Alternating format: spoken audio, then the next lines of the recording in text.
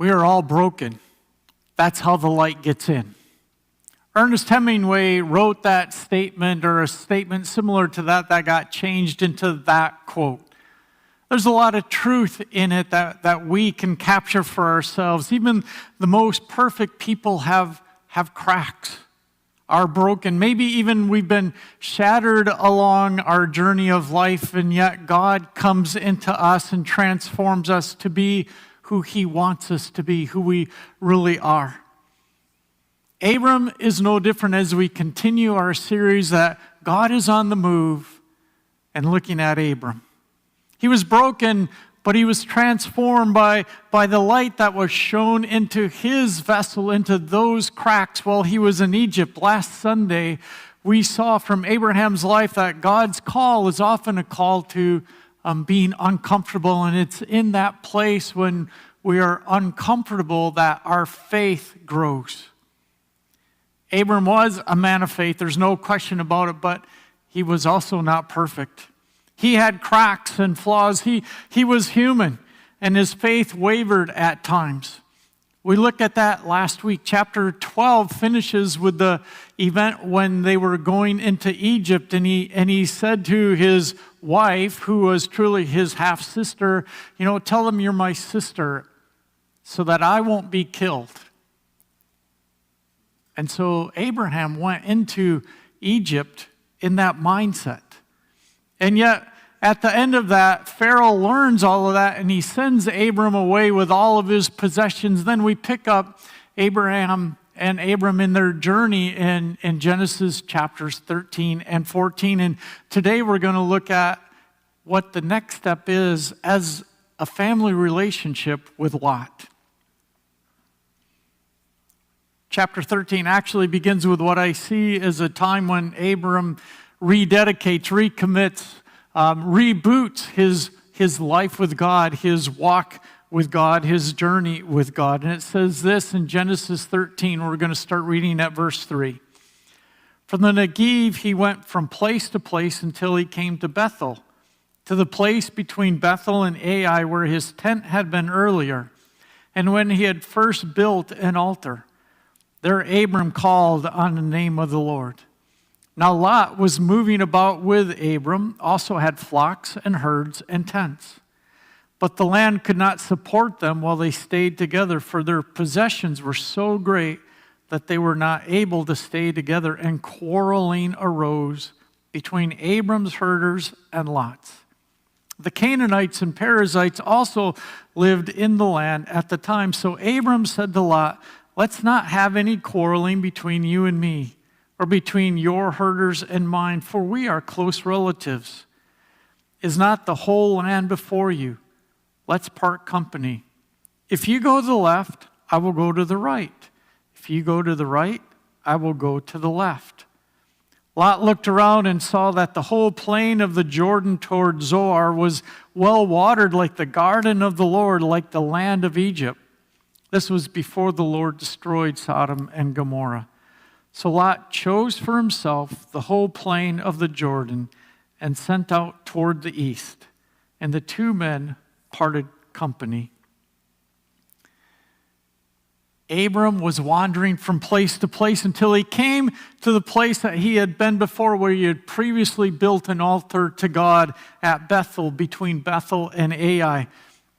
It's interesting when we read through what happened in Egypt, there's no statement that says he built an altar to God while he was in Egypt, nor does it even tell us that he connected with God, that he interacted with God while in Egypt.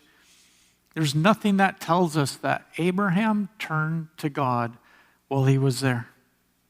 But what we see in these verses is that now he's coming back to the promised land. He's coming back to where God sent him, and he moves into Bethel, between Bethel and Ai. And there we see that he reconnects with God. We see that Egypt was a place of wandering, a place where he had walked away from the promise, away from the responsibilities of being connected with God and walking in God's ways. And now he returns to a place where he earlier committed himself to God. See, Bethel is that place of Abram rededicating himself to God's ways. Egypt showed Abram's cracks and flaws.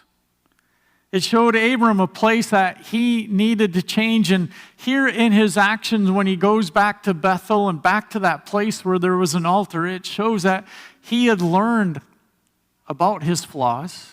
He had learned that he needed to ask forgiveness. He had learned from things in Egypt that he knew needed to be changed. And so he turned back to God and rededicated himself to walking in God's ways. So we're going to walk this journey with Abram in chapters 13 and 14. You know, Abram and Lot, it says that they both had a lot of animals and that there was a lot of pressure on the land for water and for grazing, and there was just too much going on to keep their herds healthy and growing. And not only was there pressure from them with their herds coming in, but there were people already living there that were using the land as well. And what happens when people get pressured, when they get stressed, and these herdsmen actually were trying to raise healthy flocks, wealth actually, for their masters. And when that pressure and stress sets in, what often happens, there became quarrelings, there's fighting, there's arguing, because they're trying to do their best for their master. But here's where we see Abram takes a different approach than he did going into Egypt. He deals with his family issues in a different way. Difference number one is that here, Abram was unselfish. This event is really about a struggle trying to raise a herd and be in the land, and separation, and how Abram dealt with it. There's this struggle with family bonds. He and Lot were family. They were close ties, close relatives. And Abraham said, there's a better way. Let's separate. Let's go our different ways. Now, as the elder, as the leader, as the person who probably had more wealth, Abram probably had more wealth than Lot.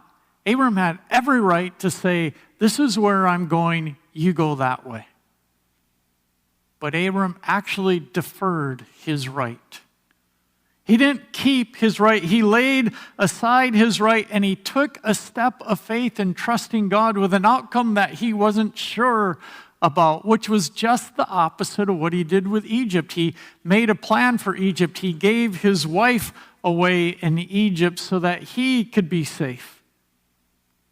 And so we see something different. We see that Abram learned from Egypt, and now we have a transformed action. Lot, it says, he looked around, he looked around and he saw, wow, it's green over here, it's lush, it's well watered, everything looks really good in here. It's like the garden of God, the Garden of Eden, and it was like Egypt. And from Lot's perspective, Egypt was a great place because it was in Egypt that he gained his wealth. He said, I want that. I want the best. I remember as a kid, there was one piece of pie left, let's say, and there's two of us who wanted it. And what did my parents do? They didn't say, hey, you cut the pie and you get the first piece. They say, one of you cuts the pie and the other one gets the first piece, the first choice. Why? Because they knew our humanity was, if I get to cut the pie and get the first piece, I know how to cut a real thin sliver for the other guy if I get to take mine first. Abram said, you decide, you go where you want to go. Lot had no intention of giving the first piece to Abram. The physical land looked great. It says it was green, it was lush, it was watered, but there's a whole lot more to life than the physical. Verse 13 says that Sodom was known to be wicked, a sinful place. Lot decided, I want to go in that direction. I want to go into that part of the world. Maybe he thought, I can gain wealth over there, but my soul will remain untouched by this wicked place. Lot decided to go into that world. I don't know what he was thinking. It does say that Lot moved and pitched his tent near Sodom, not in Sodom. Although when we get to Genesis 19, we see that he lives in the city, but that's a message for a future day. Here we see Abraham, in his transformation, unselfishly say, you choose. I see that Abram was living a more faith-filled life. He was giving his nephew first pick of what looked best, and there was risk involved in that. He didn't know. He assumed probably what Lot would do, but he didn't know what he would do. And he trusted and just said, Lot, you pick and you go. I think he was really trusting God, that he knew God's promise, that really all this land is yours, and eventually, maybe he didn't know how it was going to happen, but that it would be his, and he was trusting God for that promise. In the end, he knew that that promise was going to be true. Lot may have chosen the best land for the moment, but Abram was going to have all the land. And he trusted God to follow through on that. You know, following this separation, this departure way, God actually restates his promise to Abram in verses 14 to 17. Basically that he was going to grow Abram into being a nation more than the stars of the sky, more than the grains of sand on the beach. And somewhere along the way, Abraham reconnected with that promise. I also think that it's interesting for me to realize that it was after Egypt and after Abram rededicated his life to God, God basically was restating the promise, saying, Abram, it doesn't matter what you did in Egypt, how far you drifted away, my promise is still sure and it's still here for you. I think we can also learn a bigger perspective. Maybe it's easier when we realize in the end this is going to be a great thing for us. We can be generous in a place when we live by God's promises. Those who know and believe in God, the God who gives life, can be generous. We can be fair because we know the end of the story. We know that we get to be in God's presence. We're going to be in heaven. God's made a promise, and we can graciously, generously share with others because God has made a promise to us. So difference number one is Abram was unselfish, and then difference number two is there's a love perspective, a shift there. Moving quickly into chapter 14, it tells us that there's a war in the land. And Lot got swept up as part of the looting in the war. These kings came together, and the kings defeated the kings that Sodom was a part of, and because Lot was living near Sodom, he got swept up with the loot. He got taken away. Now, Abram had no idea that there was this battle going on. Remember, he had gone the other direction. He didn't know what was happening, but you know, when hard things happen, people tend to know where to go. And in this case, one of the people who had been taken with Lot's family in the looting of everything, he escaped. And where did he run? He ran to Abram and told Abram what happened. Now, there are many things that Abram could have done in response, and rightly so. He could have said, look, Lot made his bed. He gets to live in it. Lot got what he deserved. He selfishly chose the best land. He didn't want to share with me anything, so that's the way it is. You know, he made a choice, and this just happens to be the consequences of his choice, and that's up to him. He could have said those things. He could have said he deserves what he got, but he didn't. Abram didn't owe Lot anything. He didn't have to run to his aid, especially it could have cost Abram quite a bit. I mean, he gathered his men together and chased after them. His own men could have died, but even in addition to that, if he ran after Lot to try and rescue him, that would mean he left all of his possessions unprotected. Anybody could have come in, taken everything that Abram had, and left with it all. So he left all of his own possessions extremely vulnerable to others.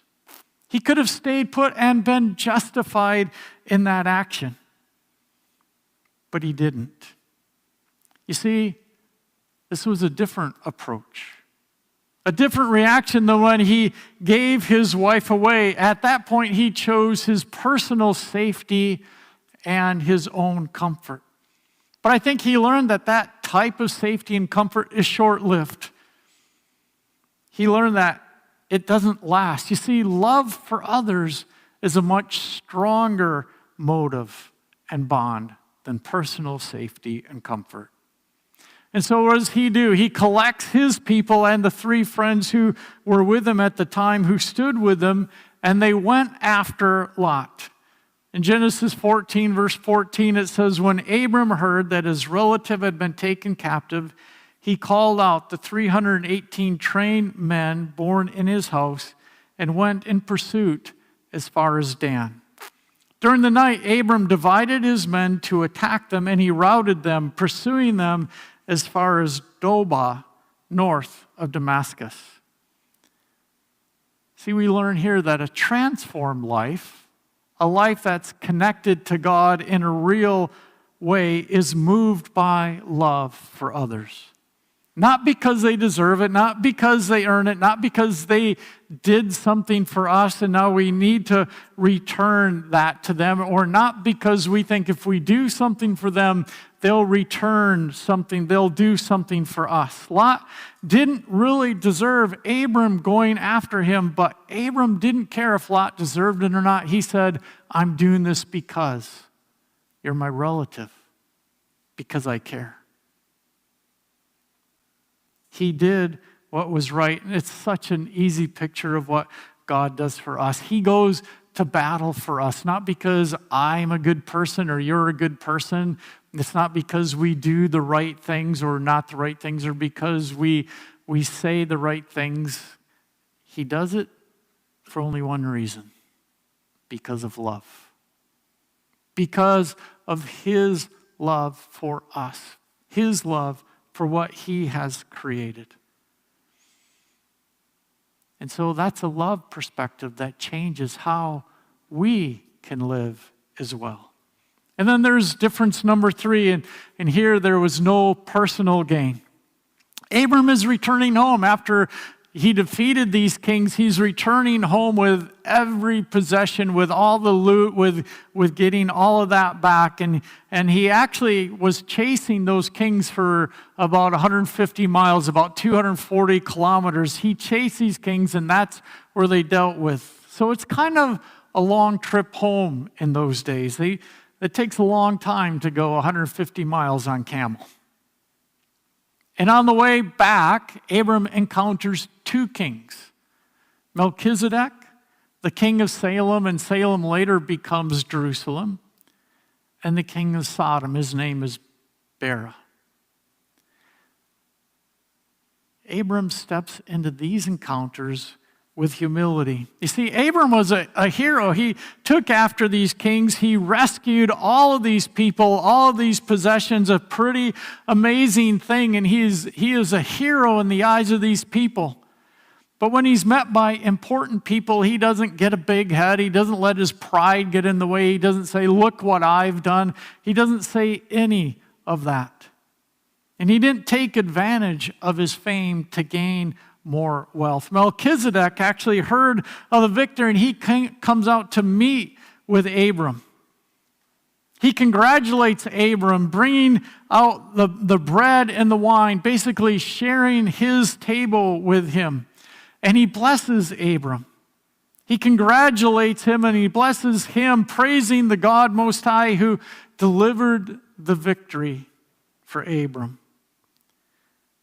And as Abram's interacting, he realizes that this isn't just a king, but that he was a priest of the Most High God. And so what does Abram do? He humbly gives a tithe, a tenth of everything from the spoils of this victory. Of all that he has right now, he in humility gives to this priestly king. And then the king of Sodom comes and meets with Abram. Remember, Sodom is known to be a sinful city, and this king doesn't come out with a blessing. He doesn't even come out saying, thank you for rescuing my people and all this stuff. He doesn't come with a thankful heart. He comes with one thing in mind. He comes to negotiate. The king of Sodom said to Abram, give me the people and keep the goods for yourself. Abram was the victorious one. He was the one who went after these kings, and so all the loot, everything that he has as the conqueror belongs to him. The king of Sodom didn't really deserve to own any of that, but the king of Sodom wanted to get his people back, and I'm going to assume it's so that he could rebuild his city and regain his wealth and power. He wasn't thankful. He wasn't grateful. He doesn't say any of that. He just wanted something from Abram. And Abram has a response. It says this, the king of Sodom said to Abram, give me the people and keep the goods. But Abram said to the king of Sodom, with raised hand I have sworn on oath to the Lord, God Most High, creator of heaven and earth, that I will accept nothing belonging to you. Not even a thread or a strap of a sandal, so that you will never be able to say, I made Abram rich. Abram was separating himself from a sinful king. See, God moves us to discomfort so that we will become stronger in him. And when Abram realized that he wasn't connected with God during his time in Egypt, he came back and reaffirmed his relationship, his connection. And then that connection, the connection that transformed Abram, made him able to be a blessing to others. And that's true for us. God makes a difference. Whether we've wandered away, when we come back, God is there and he's transforming us. We need to move beyond what makes us comfortable and connect with God. And then here's the really cool thing. The thing that happens when we're connected with God, we become a blessing to others. And that's how we want to live this week. Being a blessing to others, giving glory to God.